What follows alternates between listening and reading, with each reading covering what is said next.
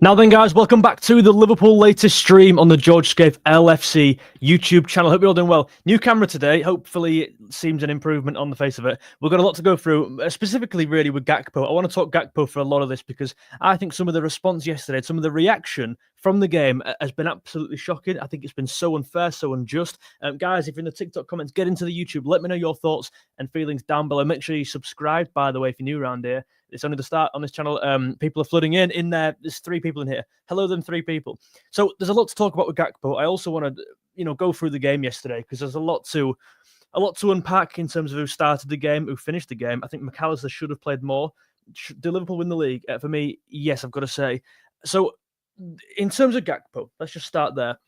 The reaction has been online absolutely crazy. Yeah, he lost the ball a few times. Yeah, he was quite negative a lot of the time. Granted, they're fair comments to make. However, right, I'm just double checking I've gone live on it. However, is that enough ground to barrage in the way people are doing with Cody Gakpo? I mean, I think some of the response, if you can't see the value we're getting from Gakpo, I don't really know how to help you really. It feels like yesterday, honestly, I watched a different game to a lot of people, to everyone else. I'm just going to double check I'm absolutely live here because there is actually no one in the chat, but it was quite an impromptu stream. Maybe that was why. I think I'm just going to carry on with it. Yeah, it felt like yesterday I was watching a different game, given the reaction today. Gakpo's work ethic's great, in my opinion. I felt tight on Gakpo. Yeah, his work ethic were really good, in my opinion. That's the one that annoyed me. People saying he's not running back. It's like, what, Gakpo not running back? And when you're playing against a side with wing-backs like Munoz who wants to get forward, Gakpo's going to be doing a lot more of the legwork as opposed to other games where you're playing against the back four. Do we go for Barcola? Someone says in there. For me, no, I don't want him. Be honest with you, I do not want him. I think Gakpo's good enough for the team. I don't think Gakpo should be replaced based on one bad game. When is he? He had a good season last year. He scored loads of goals. He's got output. He's physical. He's direct. I don't understand this whole Gakpo's crap. It's a lump on. You're jumping on this player, right? Yeah, guys, get into the YouTube stream. We're getting comments up on screen. Tom's in here. Dan's in here. Nice one, mate. Thank you. Yeah, last year you all lumped on Diaz and Nunes, and now they've gone. You got your way. Well done. You're happy. You got your way. Now you're jumping on Gakpo for no reason. I'll tell you why. No one's going on Salah because it's Mo Salah. Granted, yeah. No one's going on Ekatike and Wirtz because they're new signings. I get that entirely. As they shouldn't be. They should not be criticising these players. As Max says in there, there's always one scapegoat, and it is so obviously Gakpo, and it's a real shame. Because I don't think he did anything wrong yesterday. The only thing he did wrong yesterday, there were 2 things, and they've both been slapped all over Twitter. So there you go. Of course, that describes his whole game. Just because he did 2 things wrong. The first one were he had loads of time off the left-hand side. He was running forward. I think Salah was pressing him off the left, and then he cuts back and passes it. He plays a safe pass instead of maybe doing something a bit more adventurous, something a bit more positive. Granted, that was probably not the right decision. The second thing he did was lose the ball in the middle of the park with 10 minutes to go, and they score the goal. McAllister 5 minutes after that did exactly the same thing, but they didn't convert it. No one's talking about Gakpo. You know what I mean? I'm on YouTube, by the way, guys. I'm not just bog-eyed. I'm streaming on both things. No one's talking about McAllister losing the ball. Everyone's talking about Gakpo losing the ball because the striker happened to score from the goal. Do you get my point? I think in the game, Gakpo was great. I think he used his body really well. I think he's obviously physical. Curtis Jones slowed our tempo down. Yes, I agree with that. I mean, people saying, well, Jones didn't lose the ball. Yeah, because he didn't really try much. Like, if we're being honest about this kind of thing, was he really progressing the ball like a McAllister can or like an Adam Wharton can on the other side of the pitch? I know I'd take. I know exactly who I'd take. Adam Wharton was the best player on the pitch. Ashley Hunt, guys, if you're in the TikTok comments, get into the YouTube stream, George Scaife LFC. We're getting comments up on screen. This one's from Ashley Hunt. Can't understand people slating Cody. He's been class for us. We were just 2 attacking off the left, and he's left a massive hole. Yeah, this hole is a real issue. And in my opinion, if we go into the Bournemouth game on the weekend with the same not mentality, just the same system, I think we'll concede. And I think we might find ourselves 1 or 2-0 down. Certainly early. We had a big tendency, not just under Slot, but also under Klopp, to kind of concede first, right? And this system is so prone to us kind of doing that because there's so much room off the left. That ball's obviously on every time, from their left back to their right winger. that ball is like, come and play it. It's almost like we're inviting it in. Yesterday, it's not a slant on Kirkus at all. Kirkus, I thought, had a good game yesterday, and he showed a lot of what he's about. But that gap was just so evident, and it's not so much him. And again, it's not so much Frimpong on the other side. It's just how this team's set up, right? Because Frimpong's getting forward now. When that ball comes in over the right, yesterday it was Munoz. When the ball came into Munoz, he was unmarked. He's a fast player who could run on and put a cross in. He then put a cross in, and because everyone's sprinting back and everyone's skewed, everyone's going the other way, he then put a cross into Mitchell, Tarek Mitchell off the left back, who came in round the other side. Who should be Frimpong's player? Do you get my point with that? I'm streaming on TikTok and YouTube, guys. Get into the YouTube because I can bring your comments up on screen. Are you live on YouTube? Someone said, yes, I am. And let's get some comments on the screen. This one's from Martin. What players would you sign if we don't sign Isak? Barcola seems the obvious one. I still think Rodrigo, but I think he's off to Man City. That seems pretty bob on now. A centre-back, in my opinion, I think Leoni. We've been linked to this Leoni kid. I've done a video on him before. I'm not entirely convinced. I don't think he's obviously not a first-team player, right? But he's one who's going to come in and grow into his position, maybe take the fourth choice for now, maybe push Gomez out of his third choice spot. I don't know how good this guy is. It seems like the sky's the limit for the kid. He's a defender-first defender, which I like, which is actually quite refreshing. I think now every defender's got to be able to do 100 keep-ups and around the... I'd like a defender who's kind of no-nonsense, so I like that about him. Other than that, I'd bring Mark Gahey in. I still think he's the absolute priority for Liverpool right now, in my opinion, of course. Let's get this comment in here from Adran Gillespie. Who would be your ideal realistic winger and signing? Okay, winger signing, not winger and signing. I assume you mean left winger, right? I mean, I won't bring one in. Firstly, I think Gakpo's good enough to start. I said this previously. He's a very, very useful player, and if you're criticising Gakpo, and if you can't, it's not so much the criticising of him. I get when he's negative in the game. You can't understand his future in the squad. You can't understand his role. You can't understand what he adds to the team over a season, and I think that's so valuable. And people aren't noticing that. They're only noticing, because he's negative. And it's like, my word. I get Diaz were more active, right? And he was quicker and it was probably more exciting. But you've got to see Gakpo has got some end product to his game. In terms of, you're saying he's been negative. I think it's absolute nonsense. Centre-back is a must from Dan Maka. Gay seems like a way better signing. Yes, oh yeah, absolutely. Gay's a miles better signing than Leoni. Just proven, right? England internationals, mate. They're different players. Different stages of career, and also different price tags, right? Leoni, I assume you're getting for less than £10 million. I don't know how good this kid is. Gravenberch backup needed. Yeah, that's an interesting conversation to have around Gravenberch. Guys, if you're on the YouTube stream right now, make sure you leave a like down below. It really goes far in helping the channel. And also on the TikTok stream, double tap that and get into the YouTube. We're getting comments up on screen. There's going to be a stream every other night, ideally, on here. So if you're new around here, make sure you support in any way you can. Thank you very much. Yeah, Gravenberch is an interesting conversation with him because obviously he didn't play. And I get why, obviously, he had a kid, right? So it's not the problem. He's now not playing against Bournemouth. It's almost like the problem is the timing. I'm not blaming his wife for spitting a kid out, right? It's the timing of this. It's not really worked because ideally there you play Gravenberch for 90 minutes against, in the cup final. And then against Bournemouth, you don't play him because he's suspended. Therefore, you rest Szoboszlai for the game yesterday. I thought Szoboszlai looked not so much tired. I just thought he had a terrible game yesterday. I thought he was sloppy on the ball. And I think he'll play against Bournemouth. It's just a question of, will it be McAllister and Szoboszlai? Will it be Jones and Szoboszlai or Jones and McAllister? It'll be two of the three. Maybe even three of the three, some people are saying I've seen. Let me know your thoughts down below, guys, in the comment sections. Who's your midfield two against Bournemouth? Because you mentioned about Gravenberch there. We looked really poor defensive yesterday in terms of defensive awareness.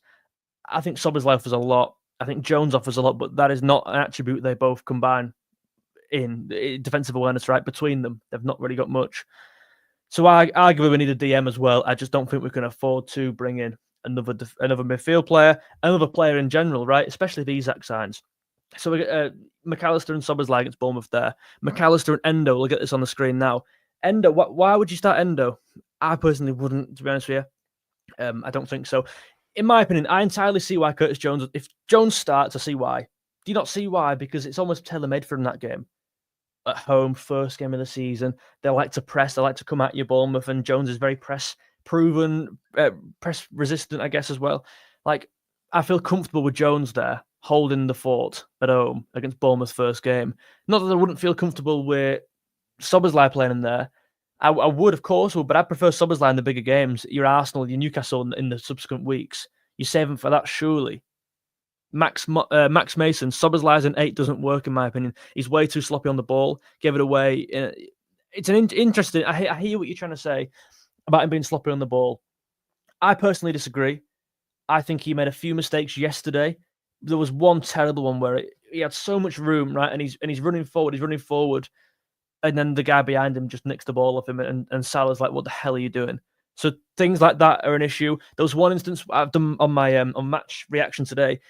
Van Dijk passes him the ball, and instead of knocking it to Kirkers or back to Van Dijk, he plays it to Jones next to him. Jones plays it back to him, and then Szoboszlai plays a little one round the corner, and it doesn't work. So I get the ambition. I like that. I think we need that, but it's like selective, right? You've got to choose when to play that pass. I appreciate the gifts in there. Thank you very much.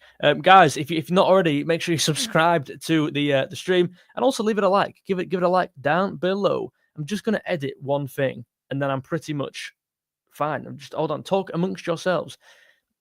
Yeah, I see the argument for Jones playing. I don't particularly see the argument for McAllister starting the game. I do think he's not played as much as I would have liked. Certainly yesterday, I thought he would have started. Do you not think? Like, I really thought he would have started yesterday, given that he's going to come in for Gravenberch. Like that would have been the like for like swap, right? And yeah, I don't think he doesn't feel like he's fully ready yet. Certainly to play 90 minutes. I think if he plays, 60? I think that's reasonable. But then again, surely you got to start him, right? Unless you don't start him and bring him on to finish the game, maybe that's the option we go down. And if we are, then I'm sure that'll work just fine. McAllister's great. I just worry about that bit of fitness there, which everyone else has shown. Everyone else has played minutes. Everyone else has found their feet in pre-season. McAllister's not really had the chance to yet, in my opinion. Obviously, Morton's gone. Now Morton featured quite a lot in pre-season. Trey Nyoni, is there a world where Trey Nyoni starts against Bournemouth? I don't think so. Obviously, because he just come off that injury in the Bilbao game. And also, he's a young lad, this guy. Like him and someone says Rio starts. I disagree entirely.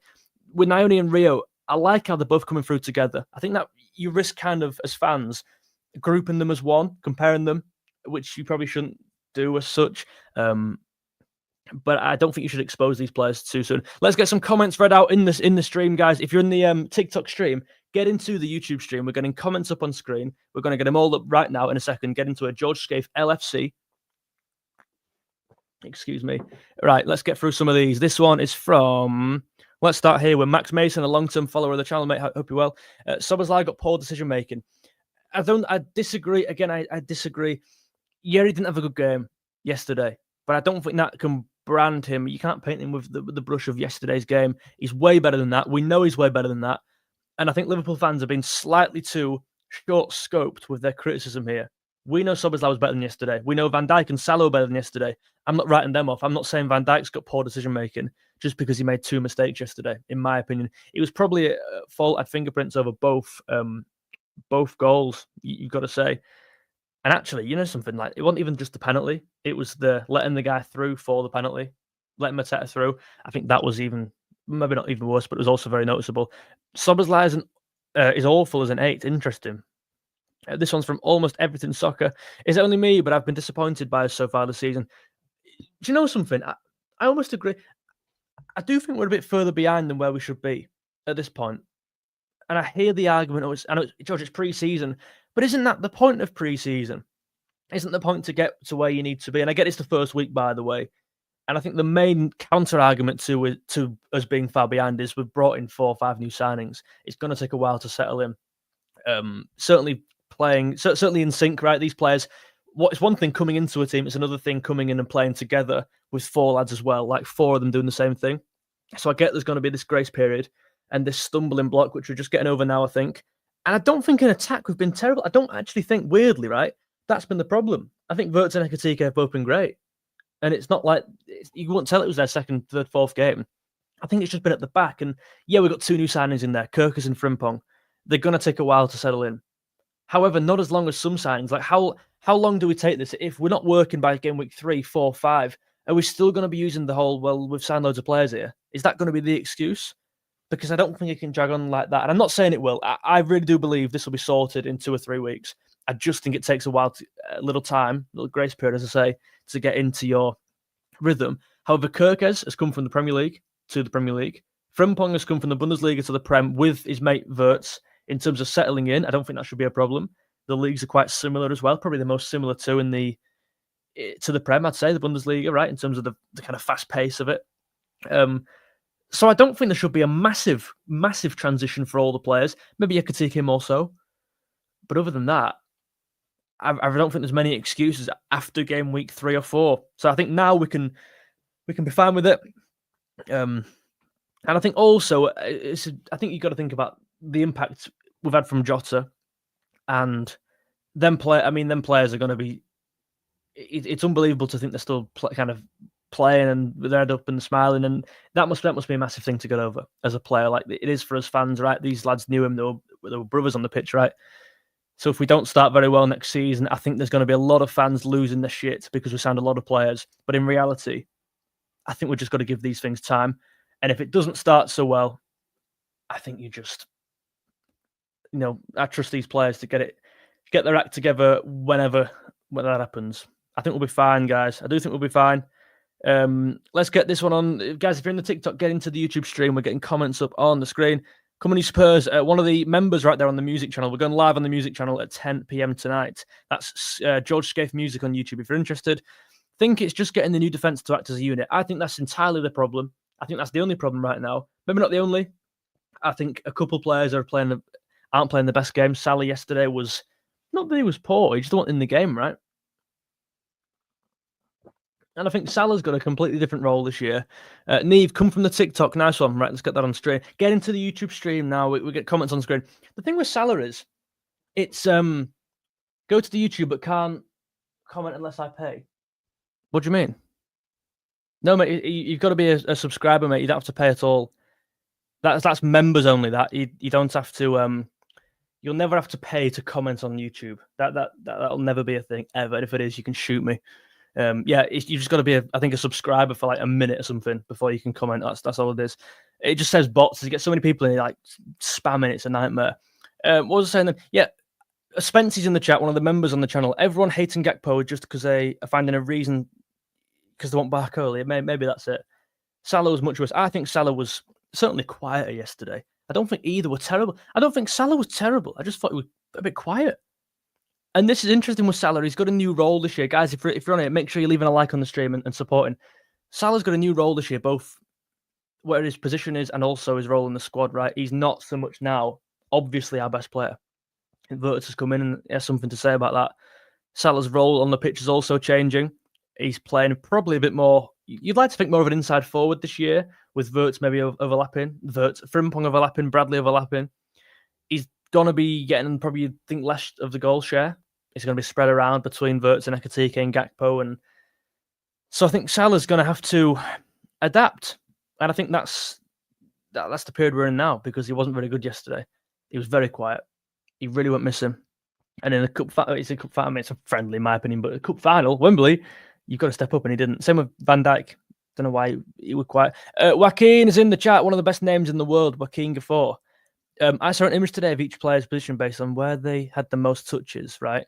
He was fully isolated. Yes, he was isolated, Ahmed. I don't know what we can do about that, really. When you've got so many players who want to get on the ball, Wirtz and Ekatike and McAllister, and so, it's like sometimes he's got to just give that up. And yeah, let me just move that mic there. I wish you could see that light. It's quite a good light, that. I quite enjoy it anyway.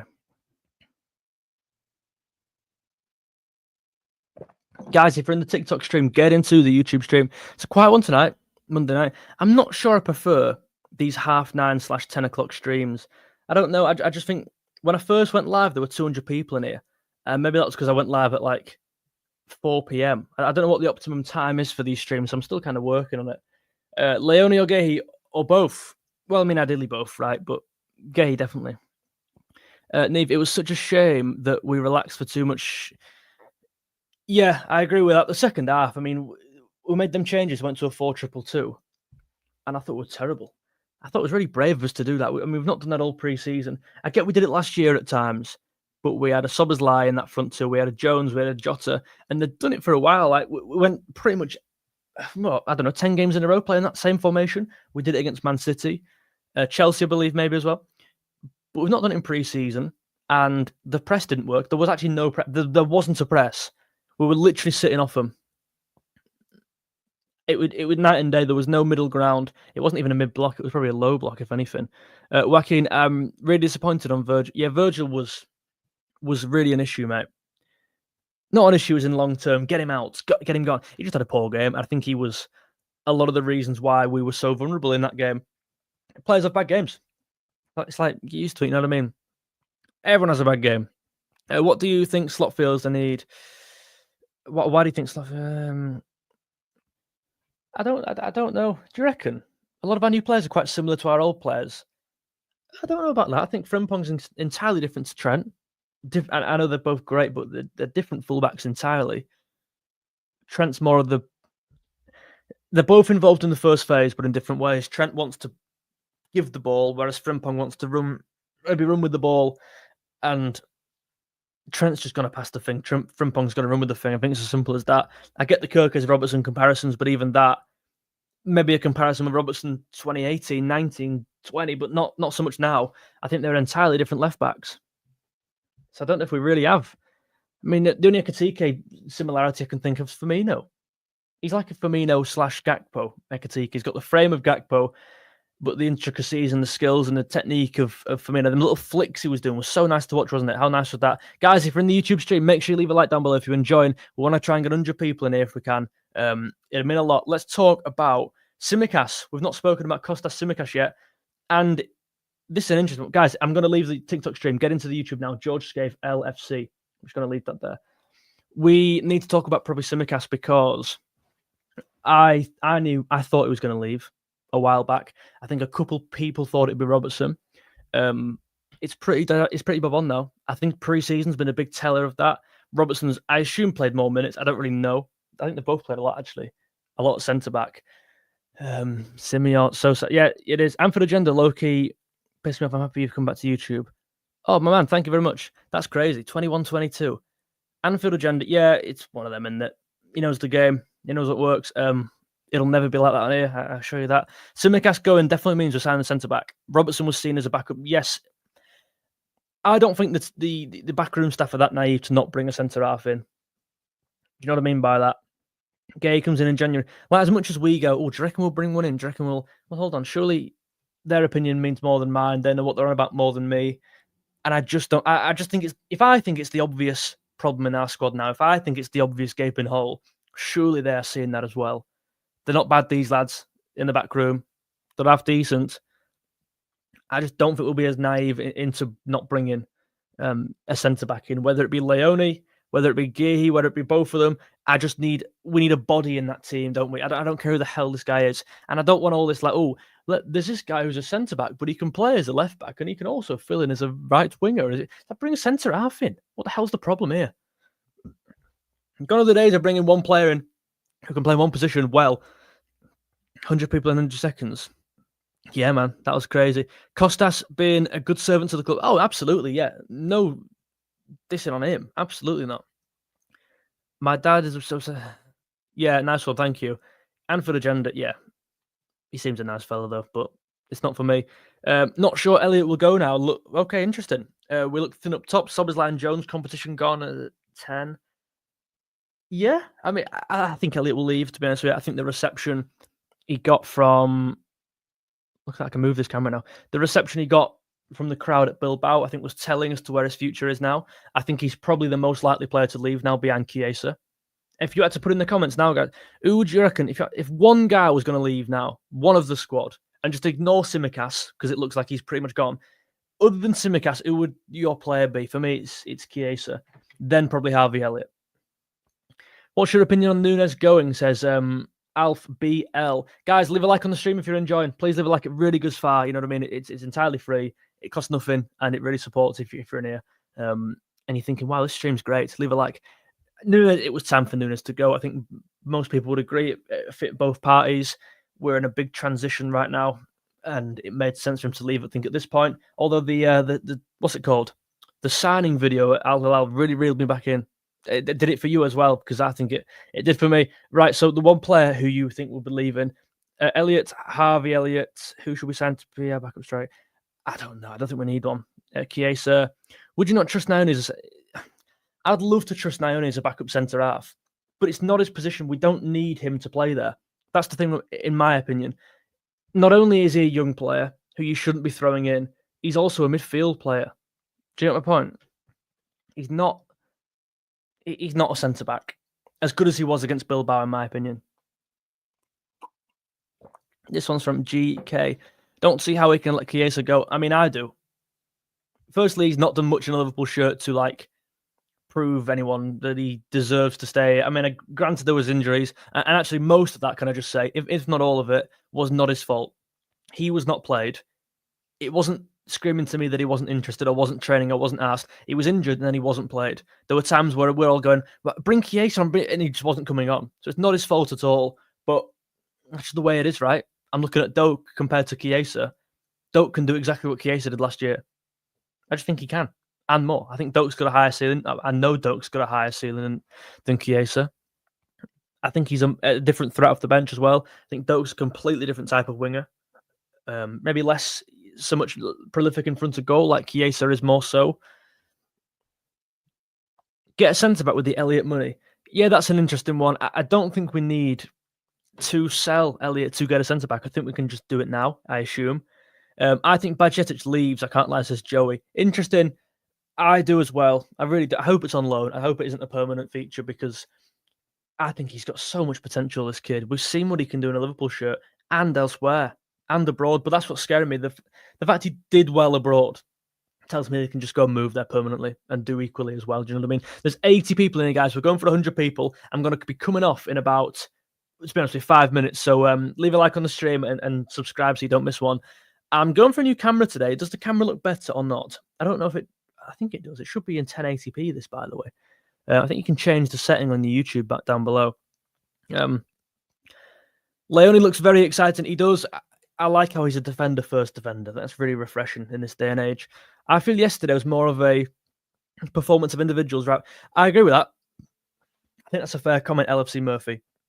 Your individuals being, as you say, Vert, Sekatiki, Frimpong. I think Alisson didn't have a bad game. I think Jones was all right. I don't think he was bad. I think Szoboszlai was way worse. I think Gakpo had a good game. I stand by that. I think if people say he hadn't had a good game, I think you're watching a different game.